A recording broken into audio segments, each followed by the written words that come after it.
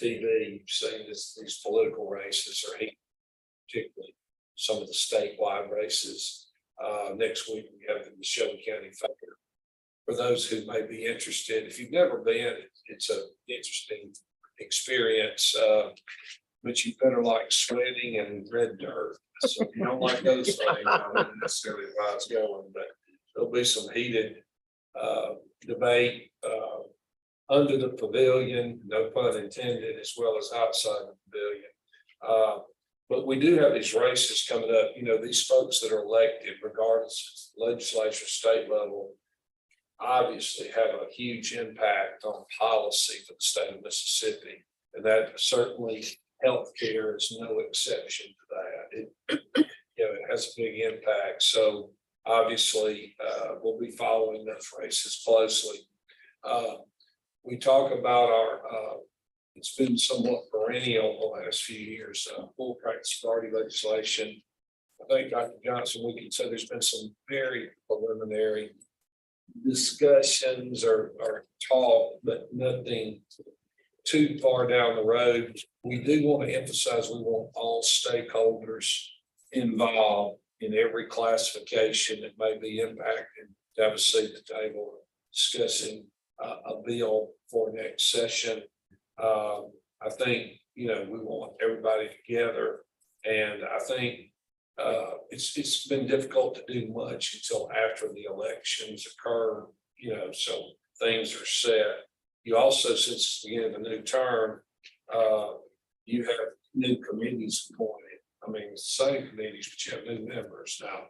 I suspect, depending on how the elections go, those would remain relatively intact.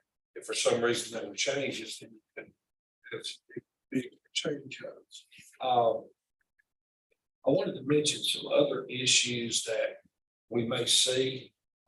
One, Ms. Gentry, I know you had a fine spot for it. Dr. Stewart, you will as well in your new capacity, but enhanced nurse educator compensation.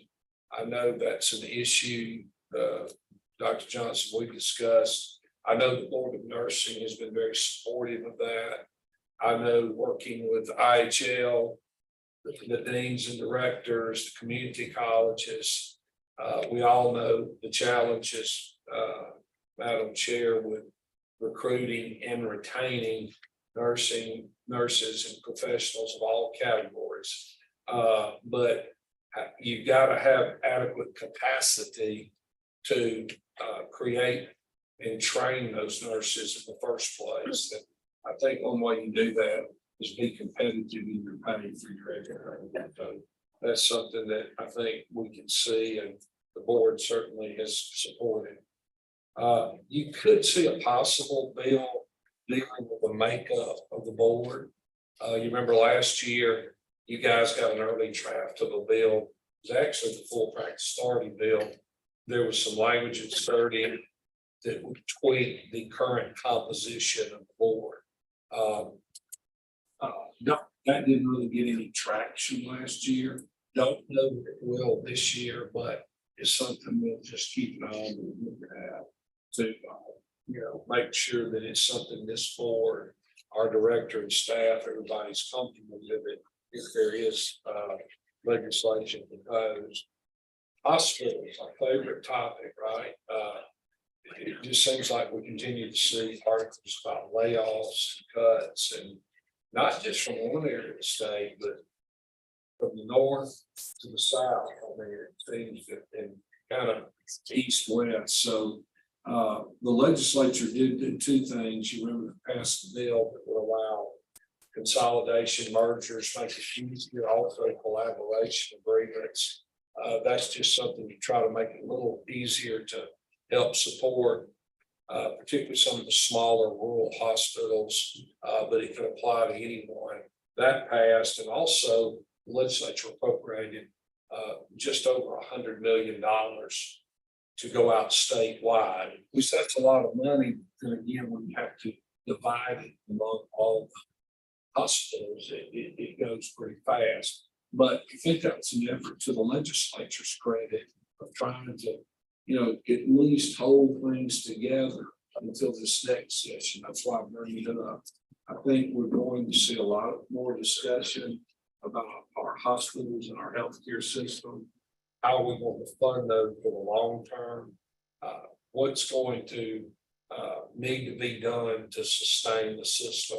So I think, and that can lead into discussions whether you're for or against about Medicaid expansion or some form, some way to provide funding longer term where we don't lose any more hospitals. Of course, you also got the big concern, not just with the general services of the hospital, but the acute care, the emergency aspect of it as well. The other thing I wanted to mention, I think we'll hear more about some bills for recruitment and retention of nursing professionals. You know, Dr. Johnson, Chairman Mims reached out to us prior to last session about income tax credits. That's an example, or doing things to try and help retain as well as recruit new nursing professionals. I've said we'll see several bills of that nature. Last thing I'll mention is in the mental health area, there's been more talk about possibly, and I put quotations around that, trying to do something more with acute care beds that could be geographically spread across the state, or these involuntary commitments and emergency situations.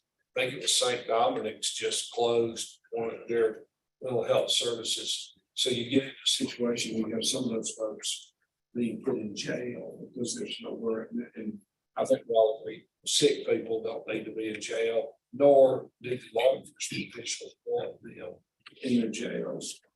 So hopefully, and there was a bill passed this last session that I think got us a good start, but there's more to be done. And I think we'll hear about that as well, coming out of the public health committees and possibly some other committees in the 24 session. Anybody have any questions? If not, I'll conclude. Thank you very much. Thank you, Mr. Bobinger. Hey, Sandra, Madam Chair, could I ask Mr. Bobinger a question? Yes. Hey, Trey, from the Senate bill that passed for the collaboration and of the hospitals with the appropriated 103 million, that is still being, like, they're going to have to take that back up in this session to see how to appropriate it because of some of the red tape and parameters that were around that. Is that correct? So that money has not yet been able to have the definitions behind it to allocate it to specific facilities across the state, correct? Ms. King, I will have to check that. I don't know if it'll require legislation or would it be through the Department of Health, the promulgation of some additional rules and regulations? You follow me as to how they want to. You remember in the bill that they made a big distinction about hospitals that had less than 100 beds and those that had in excess of 100 beds. And also remember, it also factored in, did you provide acute care and emergency services like ER services? So there was kind of a basic formulary for doing that, but I'll be glad to check into that and let you know. There very well may be, they may need to tweak something, or it may be an administrative issue where they have to promulgate some more rules and regs on how the money would be appropriated out to the different hospitals. Okay. All right. Well, great. Thank you for checking into that for us. Thank you very much. Thank you, Mr. Bobinger. Thank you. Business. Next, we have, I would like to welcome Dr. Renee Dotson, our newest appointment to the Board of Nursing. And at this time, I would like for Dr. Dotson to join me up here so that I can swear you in.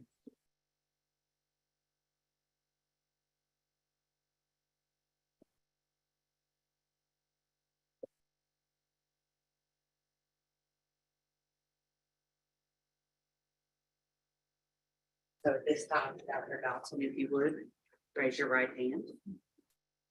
I, Dr. Renee Dotson. I, Dr. Renee Dotson. Do solemnly swear. That I will faithfully support. that I will faithfully support the Constitution of the United States. The Constitution of the United States. And the Constitution of the State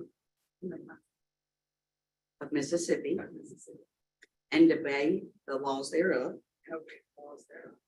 That I am not disqualified from holding the office of member of the Mississippi Board of Nursing. That I will faithfully discharge the duties of the office upon which I am about to enter. So help me God. So help me. Congratulations.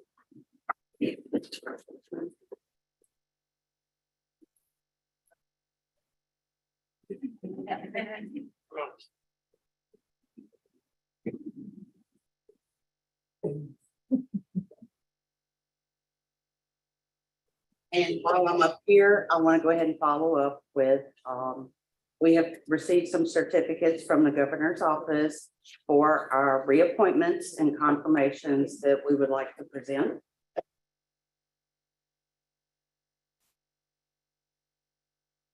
If you could come up, Mr. Farley Walker.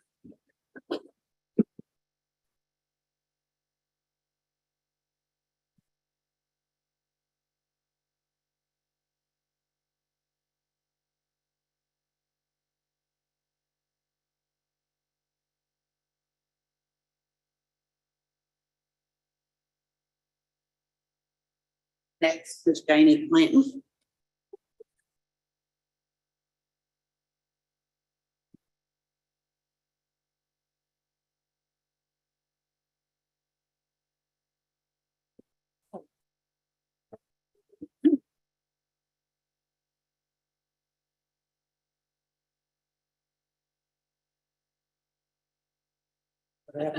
You see that. And next we have Board President, Madam President Sandra S. Culpepper, to whom these present shall come, reading in the name of the state of Mississippi, I, Tate Reeves, acting under the authority vested in the governor by the Constitution and laws of the state of Mississippi, do hereby appoint Sandra S. Culpepper to the Mississippi Board of Nursing to hold office until removed or replaced in accordance with the laws of the state. Given under my hand and is signed by the Honorable Tate Reeves and the Honorable Michael Watson, Secretary of State.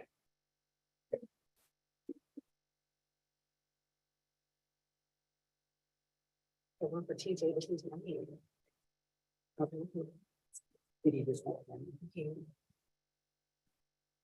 And the last one is Mr. PJ Adams has been reappointed and confirmed. He is not available today, but we will make sure to get this to him as soon as possible.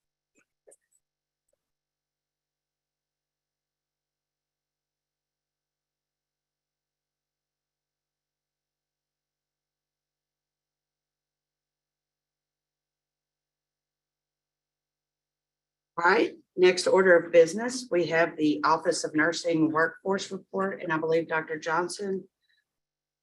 I'm deferring to the new chair of the Office of Nursing Workforce, our board member, Ms. Janie Clancy. Thank you, Dr. Johnson. From the Office of Nursing Workforce, we aim to distribute approximately $842,100 in scholarship funds to support the development and retention of a diverse nursing workforce, enhance nursing mentorship, and increase the presence of the APRNs in rural areas, and expand the number of nurse educators at the community college level and at the bachelor level. The criteria for our scholarship is some of the updates is the retention, the workforce retention. We want to partner with schools that are required to diverse the funds and awards within the following ranges for this fiscal year. The undergraduate students, it's going to wear from a minimum of $1,000 per $5,000 for the awardee. The advanced degrees, which is the master's, the doctorate, and the PhD, is going to be up to $7,000 per fiscal year. Upon receipt of these scholarships, they are going to have to sign a retention clause. And the proposed retention clause will be a time, we'll figure that out in time to come. One of the kind of some more of the ideas we had is the APRN placement in rural areas.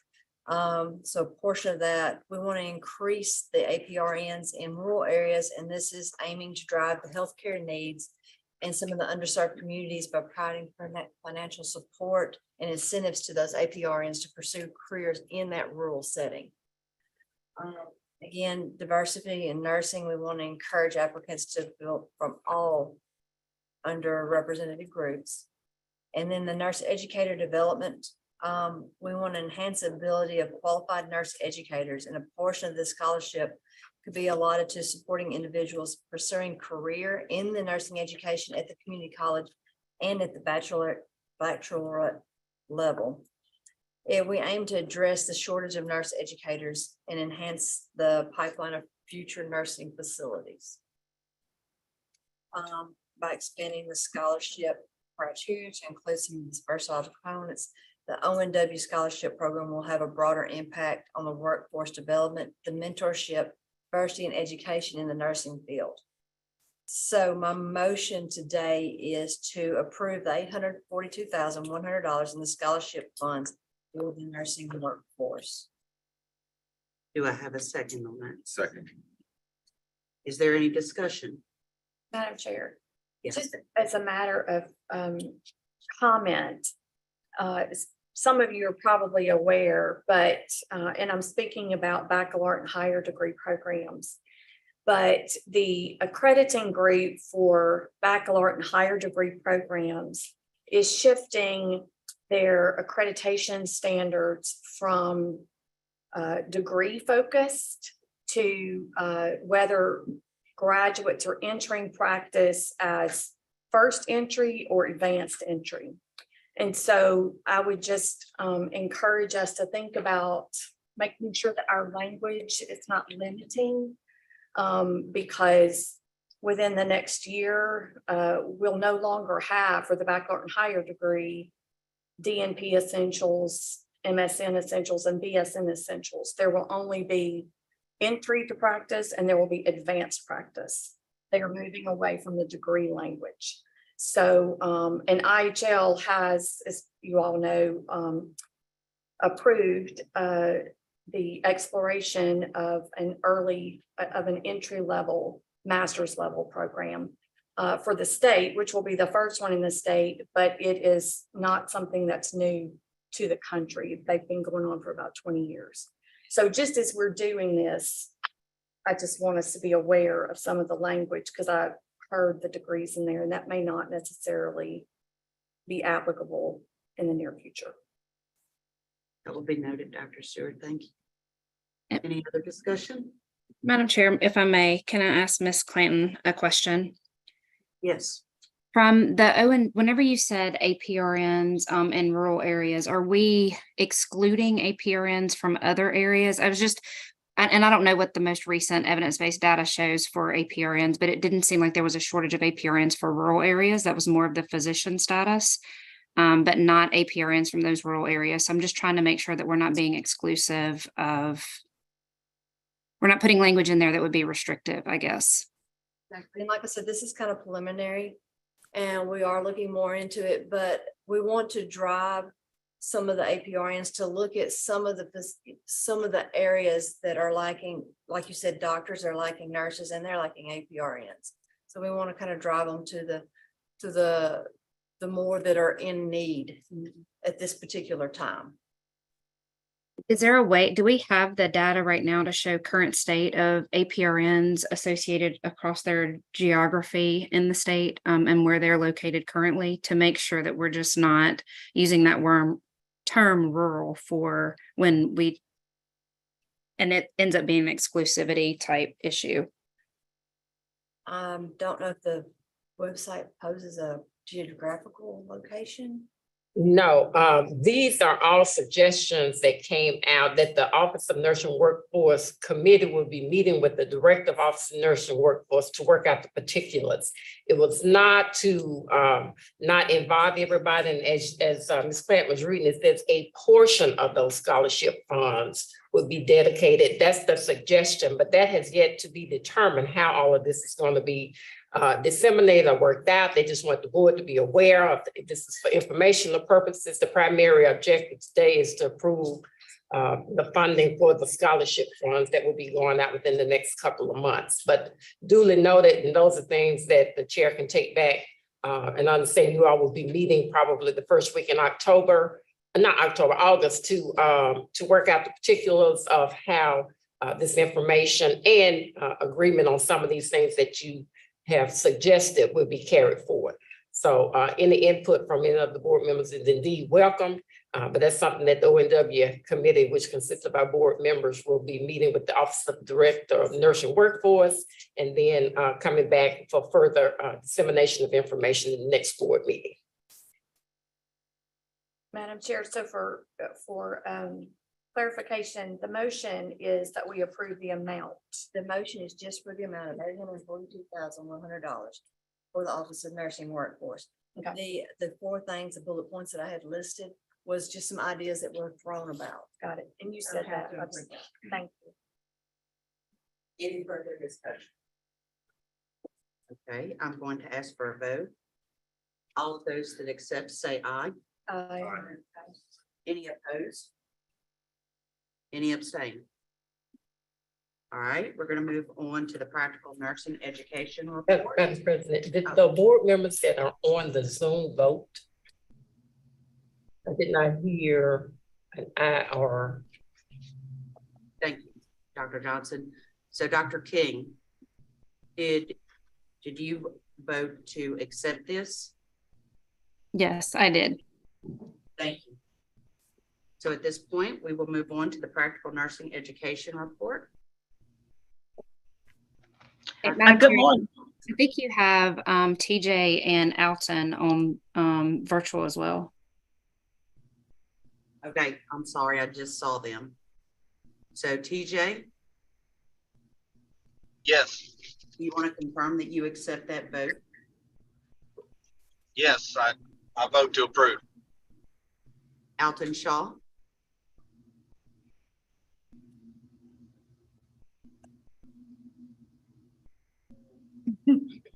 Alton Shaw, do you accept that vote?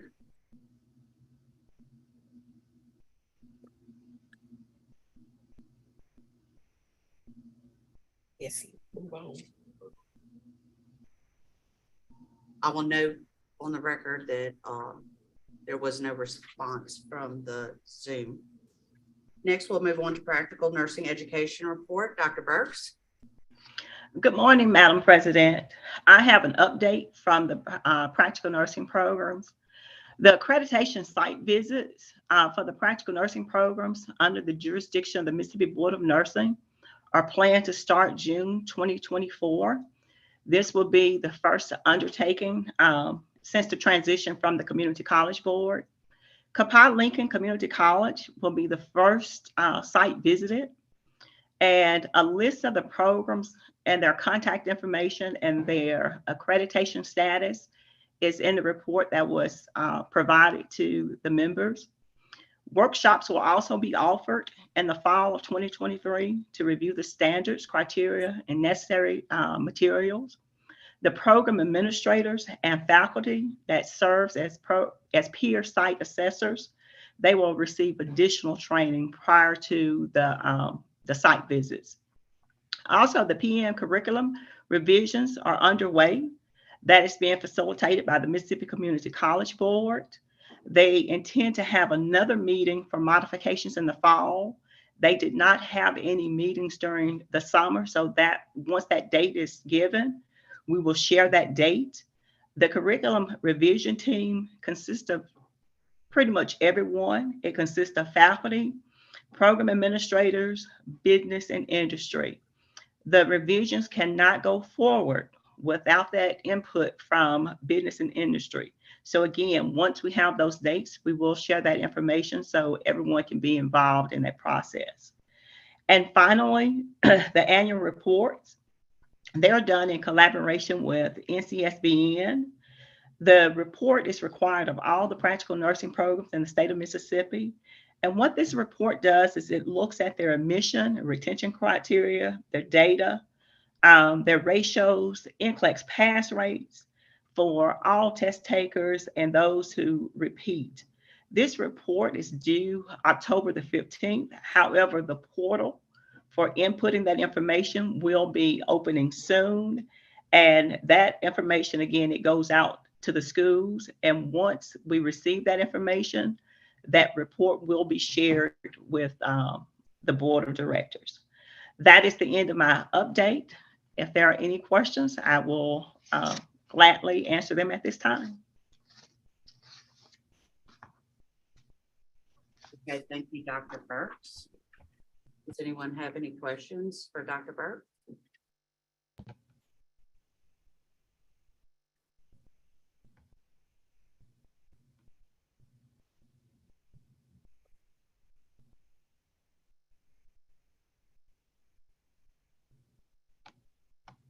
At this time, I would like to ask, is there a motion on the floor to accept Dr. Burks's report? I'll say. All right, at this time, any discussion? All that accept, please say aye. Aye. Dr. King? Aye.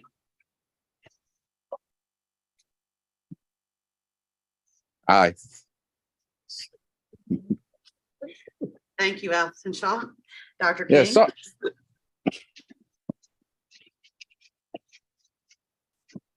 It's a yes for me. And Madam President, Jan Collins is on the call, she said she was trying to vote, but it wouldn't let her for some reason, but she wanted me to let you know she is listening in. Okay, thank you. Next, does anyone oppose? Or anyone abstain? Next, we're going to move on to the open forum for the MSBN Director's Report. Well, good morning, Madam President, members of the board. Thank you very much for the leadership you provide here at the Mississippi Board of Nursing. I don't have a lot to report, but I do have some information that I need to pass on. The NCSBN annual meeting, all participants have been confirmed for the meeting. The 45th anniversary of NCSBN will be celebrated during this time. The theme is Shine Through, Shaping a Brilliant Future. The color theme is Sapphire Blue. So in addition to delegate assembly, presentations will be conducted that include the World Health Organization regulatory guidelines, AI and remote proctoring, the 2022 National Workforce Study, and the impact of COVID-19 on pre-licensure nursing students. An awards dinner and ceremony will be held on Thursday night at the Hyatt Regency Chicago. So wear your sapphire blue cocktail attire to celebrate a sapphire anniversary. The COVID-19 mandated vaccination policy to attend in-person NCSBN events has been lifted. Masks are no longer mandated, but left to personal preference.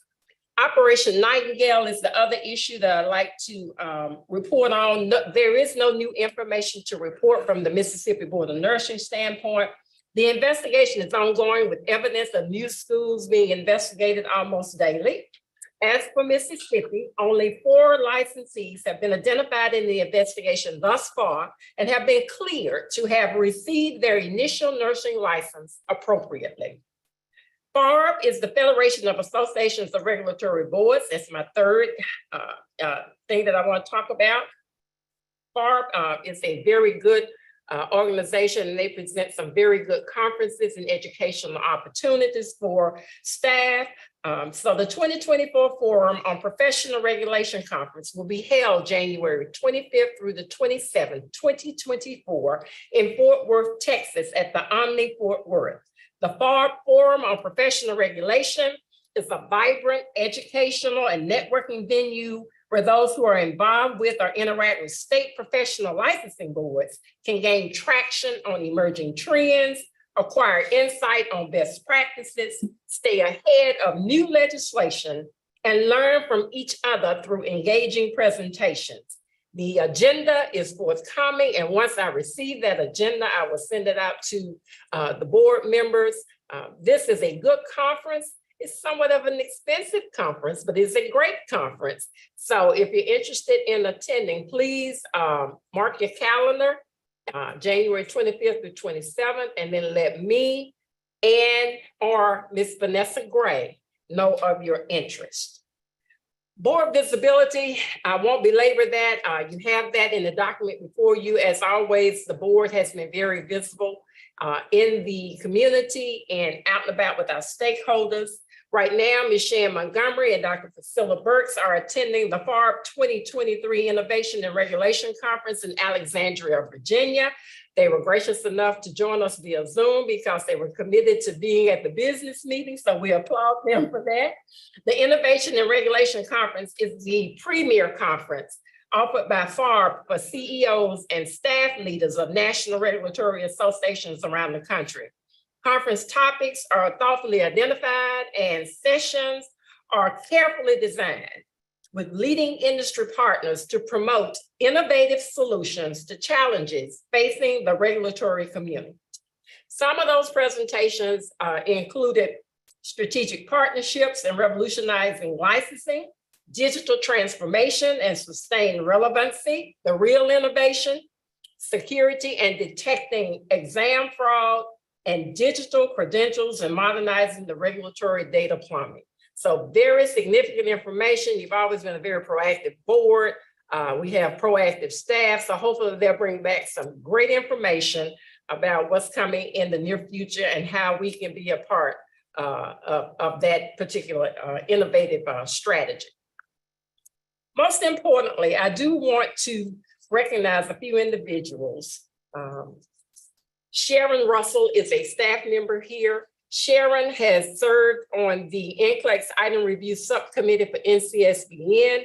And on last week, the NCSBN Board of Directors reappointed Ms. Sharon Russell, who is in our MMVP compliance program, one of the individuals that is in that particular area and is responsible for the compliance of those licensees that are in the MMVP program. And she was reappointed to the NCLEX Item Review Subcommittee. So we just want to congratulate her on that reappointment. Again, it's a testament to the leadership of you as board members and allowing our staff to participate in those types of activities. Additionally, and I am elated at this appointment, one of our very own and one of your board members, Mr. Jeremy Commons, has been appointed to the NCSBN Finance Committee. Mr. Commons will serve a 2-year term that will begin immediately after the annual meeting in August of 2023. I am elated that we have someone of that magnitude to serve on this most important committee. So I would just like for you to join me in the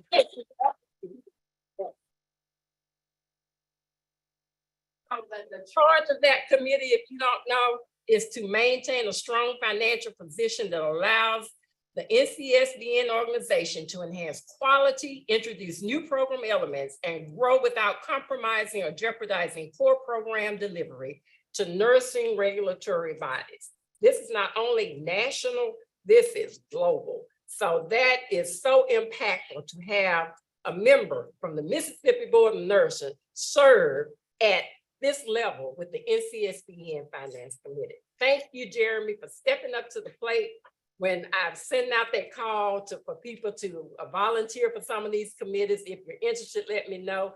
He stepped out on faith and he was selected. Little did I know that he was going to be selected. But the charge now begins. I just want to, it is such a momentous occasion to have someone serve at that level on this most important committee at the national level. So thank you, Madam President. That's all I have.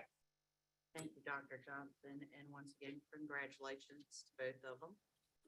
It will be a great experience of growth and learning. So moving on from that, are going to go to board business, but before we move on to board business, I would like to take a roll call of board members. We need to do the budget. I'm So sorry, do I the didn't budget see that now or here. later. Okay, But now we're good in the finance committee. well, that Is that appropriate for you, Jeremy? Do you want I to do can it do then? either way. I can do it in a finance committee or both. Finance Committee, that's fine, thank you. So at this point, I'm going to take a roll call before we go into board business. I would like to start it on the left of those in person. Please state your name. Lacey Gentry. Jeremy Cummins. Laura Moore. Sandra Culpepper. Janie Clanton. Mary Stewart. Nancy Norris Johnson. And for those that are joining via Zoom, Melissa King. Alton Shaw. TJ Adams.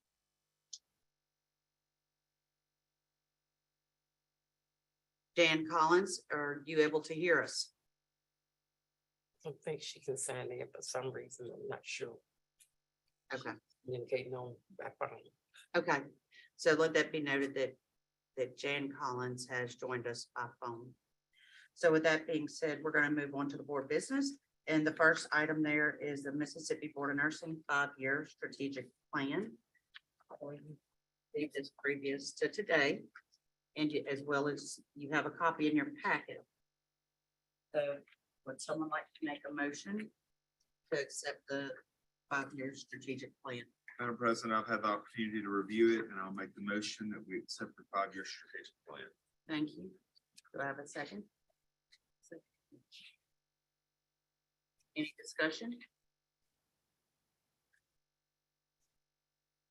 All those that accept, please say aye. Any Aye. opposed? Any abstain? Next, we'll move on to the business meeting minutes from June 9th, 2023. Would anyone like to make a motion to accept those? I'll make a motion. Any discussion? All those that accept, please say aye. Aye. Any opposed? Aye. Motion made. Agreed settlement proposal minutes for June 2023. Do I have a motion? Make the motion. A second? I'll second. All those that accept, say aye. Aye. Motion accepted. Hearing panel minutes for April 2023. Can I get a motion? Make a motion. Second, I'll second it. any discussion?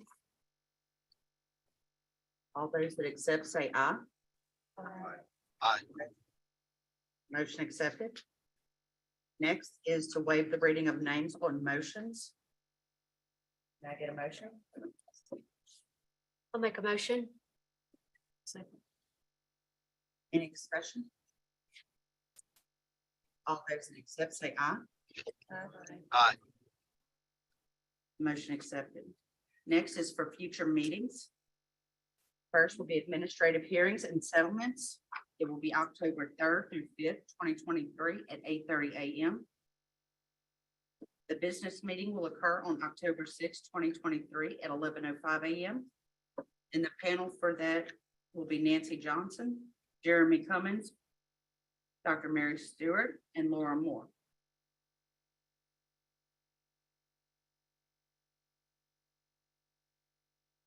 Next, we will move on to committee reports.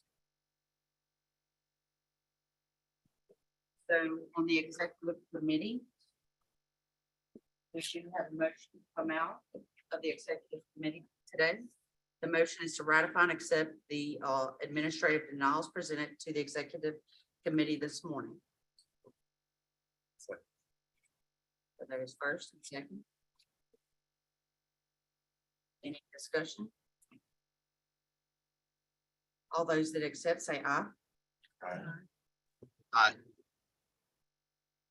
Also, at this time, we do have one other thing to bring forward from executive committee, and I'm going to let Mr. Jeremy Cummins speak to that. Today, the executive committee brings a motion to create an ad hoc bylaws committee to review and research the bylaws of the Mississippi Board of Nursing. and make updates or bring updates before the board as needed. That comes in form of a motion. Do I have a second? I'll second that one. Thank you. Any discussion? All those that accept say aye. Aye. Aye. And that will complete all that we have currently coming out of the executive committee. Compliance committee, Ms. Johnson. We didn't meet. We have nothing. You have nothing to come forward. Thank you. Next is the advanced practice committee. Ms. Laura Moore. Yes, two motions to bring forward today. Move that the board approves the request for acute care nurse practitioner at Brookhaven Surgery Center to allow incision of lesions up to 3 centimeters by 1 centimeter for special privilege request with appropriate education, training, and competency. Second motion, I move that the board approves the request for acute care nurse practitioner at North Mississippi Medical Center to remove EVD in the hospital setting per special privilege request with appropriate education, training, and competency. So Ms. Moore has brought out two motions from the advanced practice committee. Do I have a second? A second. Is there any discussion on it? We're voting on these individually or together. It's motion for the first one. Yes. Any questions or discussion? All those that accept say aye. Aye. On the second motion? I have a second on it. Is there any discussion? All that accept say aye. Any further business? We also did have a request of acute care nurse practitioner to insert EVD, which was denied this time. That will be noted. That is all we have out of advanced practice. Thank you. Next, we have the practice committee, Ms. Jane Clanton. We don't have any. Okay, thank you. Next is the administrative code committee, Ms. Lacey Gentry. Yes, thank you. We will meet soon, and I have nothing to bring forth today. Thank you, Ms. Gentry. Next is the finance committee, Mr. Jeremy Cummings. All right, the Finance Committee met today. We discussed in the Executive Committee and the Finance Committee, the budget analysis, and I think you all have a copy of that in your packet. Right now, we're looking at three, interesting, once a year, we kind of hit this level, but we're looking at 3 different fiscal years, finishing up fiscal year 23, beginning fiscal year 24, and preparing for fiscal year 25. So we're kind of in a precarious place here. Fiscal year 23 finished up. We lack a few invoices being able to close the books and checking out on fiscal year 23. It appears that we will be able to start July the 1st this year in fiscal year 24 with a balance of $7,715,567. Our fiscal year 24 budget is $5.2 million. So you can see that we do have some excess funds there that will help us as we carry over. We'll be going into, and don't get confused, I explained this to the committee this morning. We work on fiscal years with our budgeting, but we work on calendar years for our revenue because that's how our renewals work. So the end of calendar year 23 will have LPN renewals, which are about 60% less in revenue than an RN renewal year. So we will need the excess monies to help carry us through. Once we close out the renewal period for LPNs, we'll have a little bit better grasp of what kind of overage we have and where we can allocate some additional monies should we need to. All the equipment and related items purchased under the Federal Distance Learning Grant have been delivered to the schools. We are in the process of getting, an inventory of the items that have been placed in the schools. The only remaining expense on this grant will be some installation services. And to date, we have spent $684,288. We have about another $112,000 to spend in installation services. bringing us to a total of around 800,000. The initial grant was granted at 968,000 some change. We've expended less than that because there were two schools that backed out from the allocation from the grant, and that being Hines Community College and Meridian Community College. Once all the funds have been expended, then we'll do a drawdown from the USDA grant and pay off all of the equipment. As far as fiscal year 24 goes, we've got started in that, as I gave you the balance that we entered that with.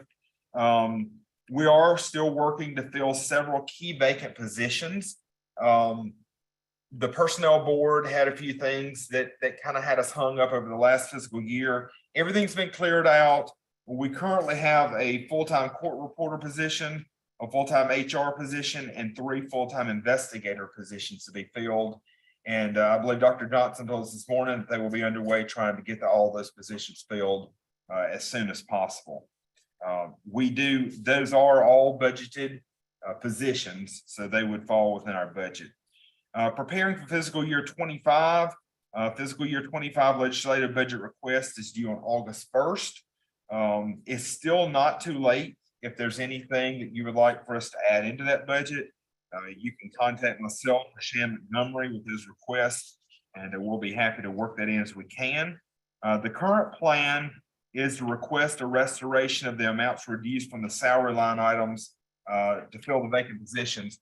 If you recall, in fiscal year 23, we had 2 part-time positions that were dissolved due to inability to fill those.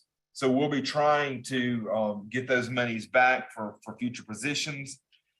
Next, and this is somewhat redundant because we asked for it year after year, but we've got to do that to get our traction we need.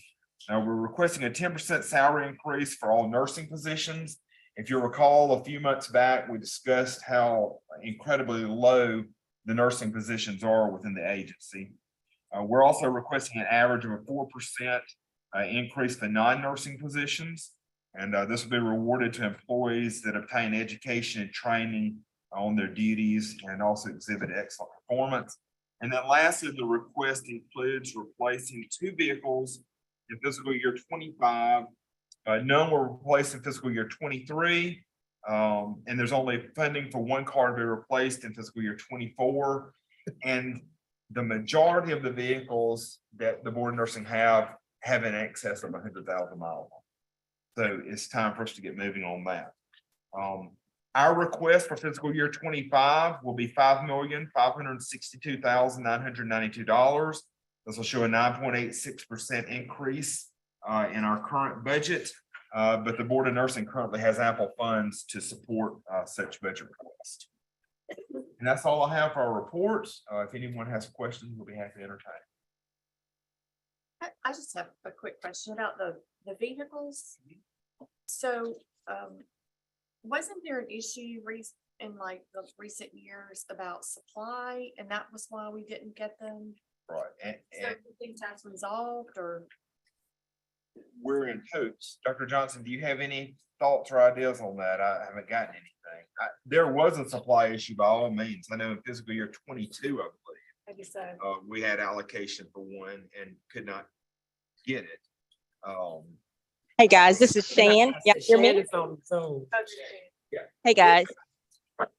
That is correct. There is a supply shortage of vehicles.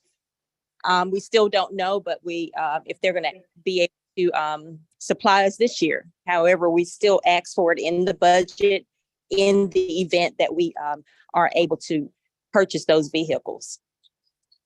Again, it's a hit and miss. We don't know. We are on the list. The state only has 1 vendor that they allow us to buy the vehicles from.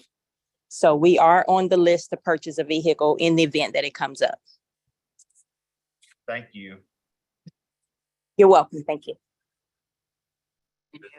Thank you. Yes. Any other discussion? So would someone like to make the motion to accept the finance committee? I'll bring this out, this analysis as a form of a motion from the finance committee.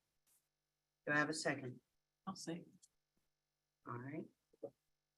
All those that accept say aye. Aye. Next order of business, we have already addressed the Office of Nursing Workforce. So I would, at this point, I need to make a motion to amend the agenda, adding an appeal for later today at 12 p.m. for Monique Pendleton, license number R 873-604 NP to the agenda. Motion. Thank you. Second, Second. any discussion? All those that accept, say aye. Aye. At this point, I will need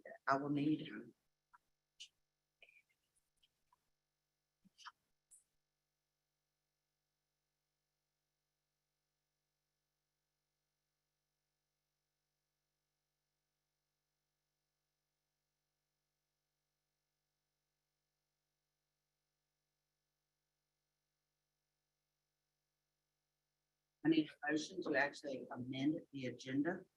Madam Chair, do we want to move that time to allow for?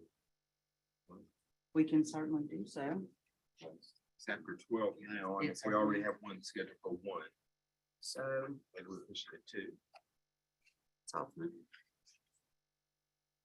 We can do that. It was noticed at noon, but we can move it to. so we will adjust that time to 2. So would someone like to make the motion? Make that motion that we make that amendment. Second. All those that accept, say aye. Aye. Next, I would like to see if we have a motion to close the meeting to determine if grounds exist to go into executive session to deliberate on potential litigation. Make that motion that we go into executive. Yes. Was termination. Executive session. Sorry. Can I get a second? I'll second. Right, all those that accept, say aye. Aye. All right, next, is there a motion to actually go into executive session to deliberate on potential litigation? I'll make that motion to go into executive session. Second. All those that accept, say aye. We're now in executive session.